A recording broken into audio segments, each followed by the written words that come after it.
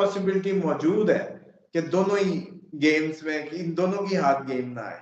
असल में होना ये है कि मिसअंडरस्टैंडिंग्स है, पार्टनर्स के साथ मसाइल हैं, एक कंफ्यूजन है स्ट्रेटजीज में, अजीब ही ज़हनी हालत होगी, कुछ जैसे कहते हैं ना कि डायरेक्शनलेस किस्म का माहौल होगा। सोचें कि वो जो 2 तिहाई मांग रहा है, 2 तिहाई मांग रहा है, वो 2 तिहाई जो मांग रहा है वो तो ये मुशर्रफ के टाइम पे नहीं दे सके। मुशर्रफ साहब खुद काफ लीग को जब कोई जैसे कहते हैं दूर दूर तक मैदान में भी नहीं था, वो टाइम है जब जरदारी साहब का दाव लग जाएगा। वो टाइम है जब नवाज शरीफ को जरूरत नहीं रहेगी एनीमोर, कि जिस चीज से बचना था वो बला तो सर फिर भी आ गई, तो अब इसका क्या करना है। ये तो खुद बार बार मतलब पता ही है कि हर दफा ही वो जैसे कहते हैं भाई, वो क्या कहते हैं, बगावत का मुजाहरा करता ही है। बिस्मिल्लाहिर्रहमानिर्रहीम। अस्सलाम वालेकुम नाज़रीन। एस्ट्रोलॉजर, रिलीजियस स्कॉलर और बिजनेस कंसल्टेंट मोहम्मद उसामा अली साहब हमारे साथ मौजूद हैं। उसामा अली साहब, नवाज शरीफ साहब जो हैं उनकी पाकिस्तान वापसी हुई। नवाज शरीफ साहब ने कल गुज़िश्ता रोज उनकी पहली मीटिंग थी जो उन्होंने पार्टी ऑफिस मॉडल टाउन में जाकर की। नवाज शरीफ तैयार हैं इलेक्शन में उतरने के लिए। उनकी ताहयात नाअहली एक तरफ मौजूद है और कुछ तज्जियाकार और सहाफी ये राय देते हैं कि शायद जब वो कागजात नामजदगी जमा करवाएंगे तो वो उनके आड़े आएगा, वो मामला खुलेगा और शायद नवाज शरीफ इलेक्शन ना लड़ पाए। अगर इमरान और नवाज शरीफ दोनों को देखा जाए तो इन दोनों में से स्ट्रॉन्ग पोजीशन पे कौन आपको नजर आता है? किसके सितारे आपको ज्यादा ताकतवर नजर आते हैं? और नवाज शरीफ साहब का फ्यूचर क्या है? ताहियात कायद है आखिर नून लीग के। दो बातें इसमें बड़ी क्लियर है। खान साहब का तो अब जो अभी फिलहाल जो फेज है, ये तो समझ ले इससे जान छूटे तो अगला खड़ा तैयार खड़ा है, वो तो कोई इतना पॉजिटिव नहीं है अभी। अच्छा, नवाज शरीफ साहब का इस तरह से इस हद तक पॉजिटिव है जिस हद तक इमरान खान का नेगेटिव है, ठीक है। लेकिन ये पॉसिबिलिटी मौजूद है कि दोनों ही गेम्स में इन दोनों की हाथ गेम ना आए। उसामा अली साहब, ये जो इमरान खान के लिए अगला खड्डा तैयार खड़ा है, ये खड्डा कौन सा है? मतलब मैं दोबारा समझना चाहता हूँ, मैं खुद कंफ्यूज हो गया हूँ। अच्छा, चले उसमें मैं डिटेल से थोड़ा सा खोल देता हूँ। असल में होना ये है कि मिसअंडरस्टैंडिंग्स है, पार्टनर्स के साथ मसाइल हैं, एक कंफ्यूजन है स्ट्रेटजीज में, अजीब ही ज़हनी हालत होगी, कुछ जैसे कहते हैं ना कि डायरेक्शनलेस किस्म का माहौल होगा और गलतियां बहुत होंगी। और ये जो टाइम है ये तकरीबन कोई अगला काफी लंबा है। अभी आपको पता है ज्यादा उनके चाहने वाले हैं तो मेरे से टाइम ना पूछें, तो बस इसलिए इतना की कर लें कि क्योंकि आपको पता है कि उनके जो ज्यादा लोग हैं कंसर्न्ड है, मैं भी उनकी दिल आजारी नहीं चाहता और मैं ये भी नहीं चाहता कि कोई ऐसा बम फाड़ूं। बस यही है कि जितना जरूरी है, जितना का आपने पूछ लिया उतना बता दी, नोयत बता दी है आपको कि आगे आने वाले टाइम में इस तरह की नोयत मौजूद है। बिल्कुल सही। उसामा अली साहब, पाकिस्तान पीपल्स पार्टी के हवाले से खबर आई कि आसिफ जरदारी और नवाज शरीफ का राब्ता हुआ है। फिर बिलावल थोड़ी देर बाद प्रेस कॉन्फ्रेंस करने आ गए और उन्होंने आके कहा कि नहीं, ये अभी कोई राब्ता नहीं हुआ, ये पुरानी खबर है।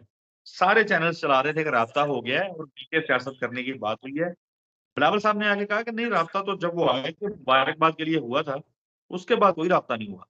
और वो पीपल्स पार्टी कह रही है कि मियां साहब जो हैं इनको कोई वजीर आजम चौथी दफा बनने का ये ख्वाब हम ना देखें। वो तो कहते हैं कि तीर से आएगा वजीर आजम, लेकिन ये लड़ाई असल वाली है या नूरा की? देखिए, ये लड़ाई बस जैसे कह रहे हैं ना कि ये आखिरी टाइम तक है इनकी, अब के एंड पे भी एंड तक आस लगी रहेगी कि कौन बनेगा, इस तरह का माहौल है। क्योंकि ये अब इनकी आना ना आना डिपेंड कर रहा है आपके इर्द गिर्द के हालात पे। नवाज शरीफ साहब जो है वो मोदी के फेवरेट हैं और जरदारी साहब बाइडेन के कांटेक्ट में हैं। ये जरदारी साहब ने क्लास जो लगाई थी बाइडेन के कहने पे ही थी, और ये हम ही लोगों को बहाने बनाई जा रहे हैं, जो भी कहानियां करनी है करते रहे। दूसरी बात यह है कि नवाज शरीफ मोदी को चाहिए इस खित्ते में, इसीलिए वो, वरना तड़ियों शड़ियों के जवाब में ही हम कुछ नहीं देख रहे। इसीलिए हमारा बंदा वही है जिसकी शादी पे वो कभी भी सीधा पहुंच जाए, मतलब ऐसे ताल्लुकात हो।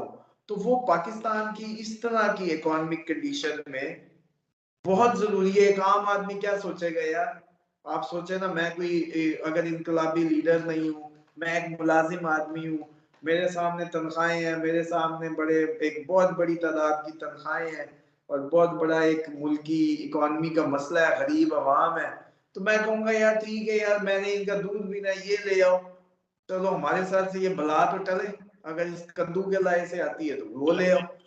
है तो बिल्कुल जितने की टार्जन सारे भी, ये इमाम काबा थोड़ी है। तो सिर्फ ये नुकता जब आपको समझ आ गया ना, आपको सारा माहौल समझ आ जाएगा। आप आते हैं जरदारी साहब की उस पे, इसी अंदर ये उचकने के चक्कर में है कि बाइडन आखिर तेरे कहे थे वेख मैं की नहीं कीता, तो फिर एंड पे अगर मुझे कुछ ना मिला तो फिर ऐसे ना कर, ये तो सारी मेरे से गेम ही ले रहे हैं, मेरा सूबा भी ले रहे हैं, सारा माहौल ही बदला जा रहा है, तो यूं तो नहीं, अब फिर यूं तो नहीं। अब उसके नतीजे में होप होगी आखिरी, अगर पाकिस्तान इस सारी में मजबूर हो गया, इसके अवामी ये फजलुर रहमान साहब वगैरह जो मिलते फिर फलस्तीनियों को और ये सारी, और अगर पीछे हमारी ये मजबूरी बन गई किसी भी फिगर में उस साइड पे जाना फलस्तीन के मामले में, तो फिर ये सारी टोकरी इधर ही गिर जानी है, ये दोनों टोकरियां गिर जानी है, फिर कहानी आनी है नई कोई।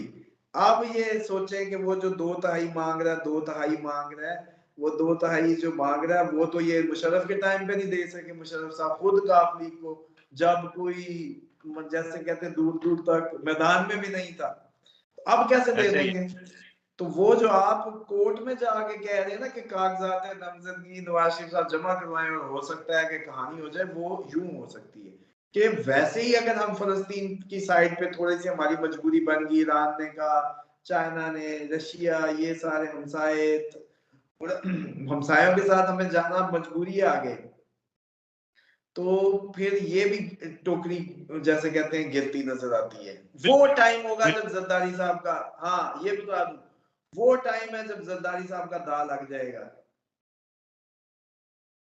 वो टाइम है जब नवाज शरीफ को जरूरत नहीं रहेगी एनीमोर, कि जिस चीज से बचना था वो बला तो सर फिर भी आ गई, तो अब इसका क्या करना है।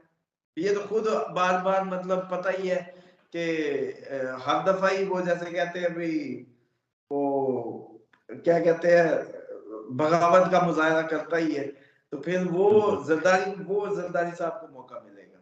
और वो अब आप लोग उनकी बातों को ना, जितना मैं अपने व्यूअर से कह रहा हूँ या आप लोगों के थ्रू, जितना आप लोग मेरी प्रेडिक्शंस पे या उस पे इतने जैसे कहते हैं ना मोतकिद हैं और बड़े गौर से सुनते हैं और बड़ा, तो वैसे भी मैं अमूमन देखता हूँ तो कि 10-15 मतलब आउट ऑफ डेली अगर मुझे 30-40-50 हजार डिफरेंट प्रोग्राम में सुनते हैं लोग, तो उसमें से अगर 5-10 का कुछ भी होता है उसका हम कुछ नहीं कर सकते, लेकिन मोस्टली अल्हम्दुलिल्लाह रिस्पेक्ट भी करते हैं, रिगार्ड भी करते हैं। उनके लिए बता रहा हूँ कि अब से लेके जरदारी साहब के बयानों पे गौर करना है, इनको इधर से सुन के उधर से नहीं निकालना, ये बड़ा इंपॉर्टेंट आपके लिए है, क्योंकि लोग ना उनको खुदे लाइन समझ के इधर ही नजर रखे हुए हैं कि नवाज शरीफ क्या करेगा, असल नजर उधर रखें। मॉनिटर क्लास का वो था, डायरेक्ट बाइडन की नवाज शरीफ से फोन पे बात कभी नहीं हुई, बाइडन की नवाज शरीफ से कोई कनेक्शन नहीं है, इनके बिल्कुल जिंदाल ऐसे शिंदाल ही है,